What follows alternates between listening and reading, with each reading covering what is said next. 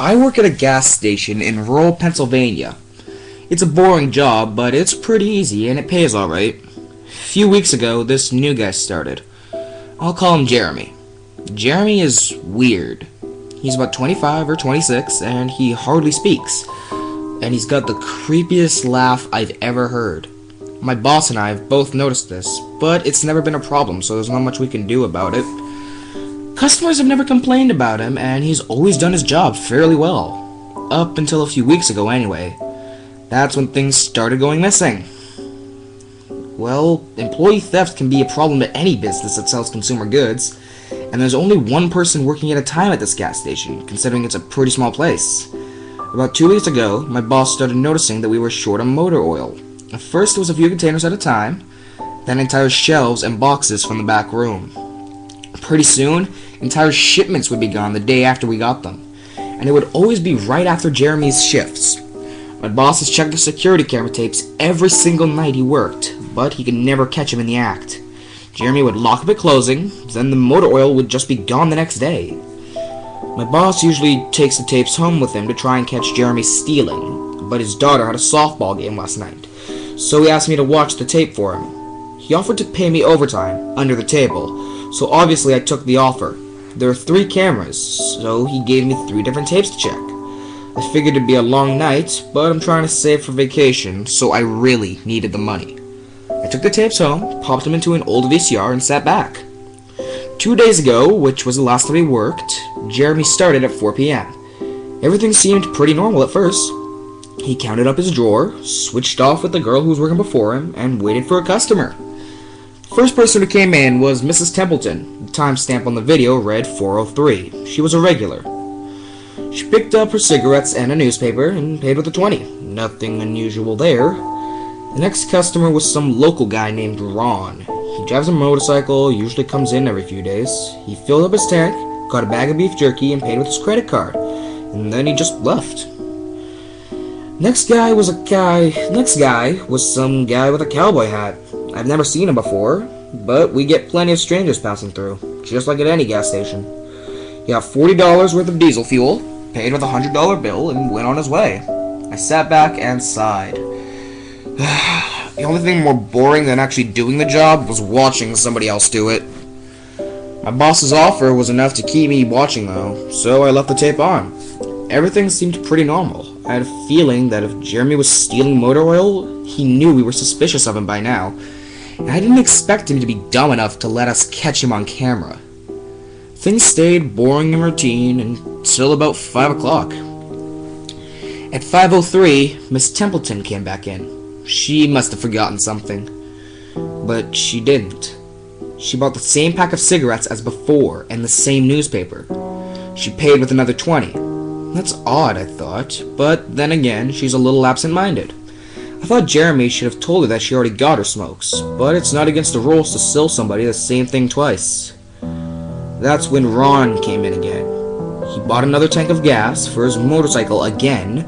I checked the outdoor camera because I thought maybe he had another car he wanted to fill up, but no, same motorcycle. And he also bought the same pack of beef jerky. He paid with his credit card again. No deal, no big deal. I figured this was just a weird coincidence. Miss Templeton is forgetful, and Ron probably owns more than one Harley. That's when the guy in the cowboy hat came back in. I felt a chill run down my spine. Don't get Diesel, don't get Diesel. I found myself whispering to my empty living room. But he did. He got $40 worth of diesel fuel, paid with another $100 bill. Every move he made was identical to his first visit, right down to the way he scratched his nose before he walked out. Either this guy's rich, owns a lot of trucks, and just moved into town, or something really bizarre was happening. I kept watching. Every customer for the next hour was the same as before. Every single one. I was seriously freaked out. And then at 6:03, Miss Templeton walked back in. She bought her cigarettes and newspaper again and paid with a 20 again. I thought I was going to lose it.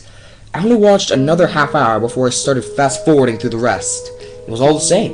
Every customer would come in at the exact same times, exactly 1 hour apart.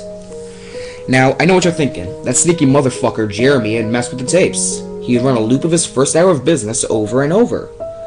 That wasn't the case. There are windows around the cash register area that the camera covers, and I watched the sunlight fade as time ran on.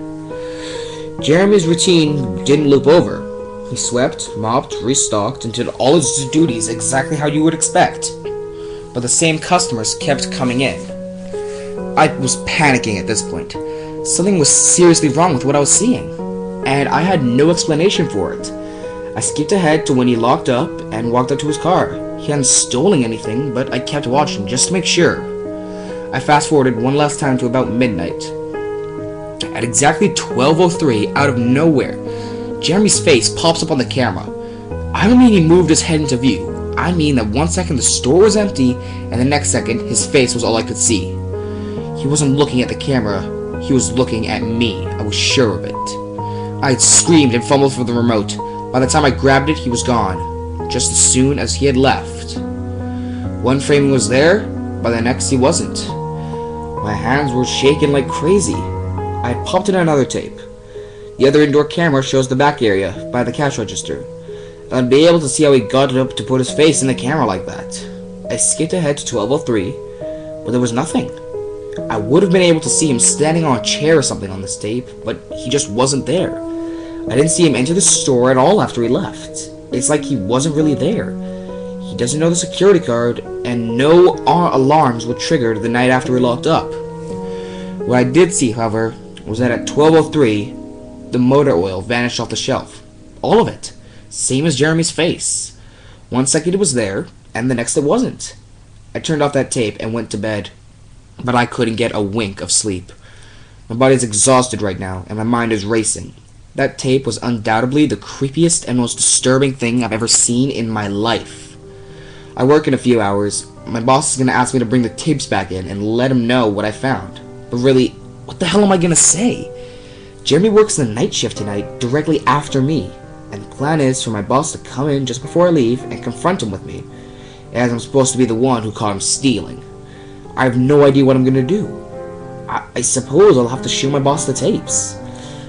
But I don't want to watch him with him. I never want to see something like that again.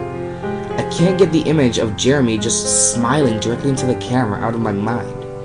It was the creepiest look I've ever seen on another human being's face. Anyway, I'm gonna try and get some last minute sleep before I have to go in and deal with this.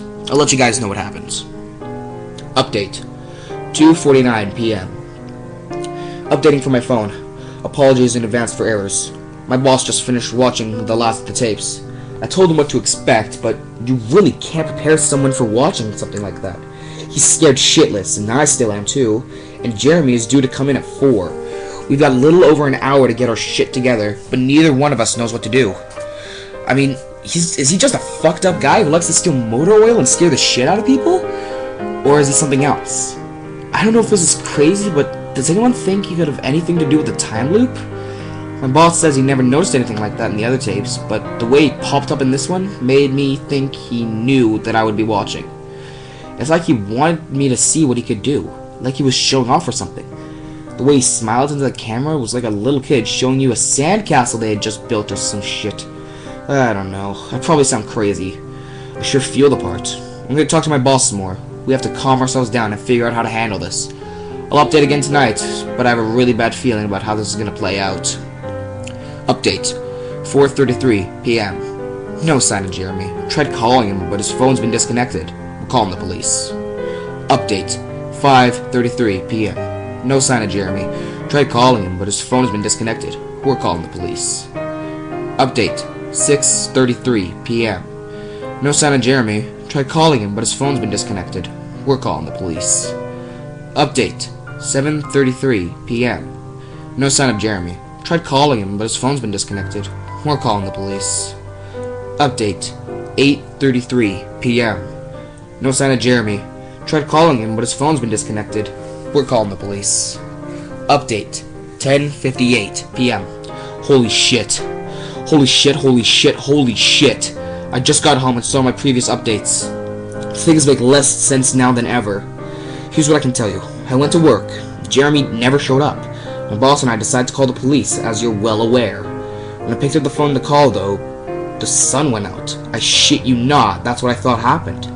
Apparently I blacked out for exactly 5 hours, because when I looked at the clock, it was 9:33. I think I got stuck in Jeremy's time loop, and then I snapped out of it at the exact point I blacked out, if that makes sense. But that's when things got really weird. My boss was right next to me when I blacked out, ready to corroborate my story to the cops. When I came to, the phone was in my hand, but it was dead. Not even a dial tone. My boss was still right there, but he wasn't moving. He was standing up, but frozen. I looked at the clock again, and it wasn't moving. The second hand was stuck on the 12. It was 9:33 exactly. The clock on the register, computer screen clock, wasn't moving either. My phone was frozen. There was even a customer at the register, waiting for my boss to get him cigarettes. I'm betting that would have been his 5th pack of the day. I got the fuck out of there. I didn't lock up, I didn't turn the lights out, and sorry guys, I didn't grab the security tapes to upload on the internet. Believe me, that was the last thing on my mind. The gas station is on a major highway, and cars were parked all along it. Except they weren't parked, they were frozen. People inside were still sitting as wax statues. I got in my car and prayed that it would start. Thankfully it did. About halfway home, time started up again. The static from the radio turned into music, like it's supposed to be, and from what I could tell by listening to the host talk in between songs, no one noticed the time freeze, or whatever the hell it was. I was the only one. Well, I'm sure Jeremy noticed as well, but I still have no clue where he is or what he's doing. I'm hiding in my room and calling the police again in the morning. I don't know if I ever got through to them before, or if I did, whether they took me seriously. I'm scared for my life at this point. I'll update tomorrow if I can. Final update, 10:33 a.m. I finally fell asleep last night around 4. I have no idea how I did it. I guess exhaustion just got the best of me. This morning I woke up to find my phone ringing. It was my boss. He'd been calling me since about 6. He woke up when the time was turned back on last night and immediately called the cops. They came by to see what was wrong, and he told them everything. The police around here are small-time guys, but they were more concerned with the missing motor oil than anything. But my boss figured he would take it, as long as he had their attention. They decided to go looking for Jeremy. We keep all our employees' applications on file, and since Jeremy just started working here, his was easy to find. They checked the address on it and headed over to his house. But you're not going to believe what they found. The address Jeremy listed on his application was an empty lot. Or at least now it is. There used to be a house there, but it burned down in 1993. Being a small town, almost everyone remembers that fire. A family of 4 used to live there way back when. Rumor has it they had an estranged son whom they never really talked about, but I can't say for sure if that's true. What I can say is true is that after an insurance investigation, the fire was ruled as an arson. The entire house was soaked in oil and torched with a Molotov cocktail. The entire family was sleeping when it happened, and none of them survived.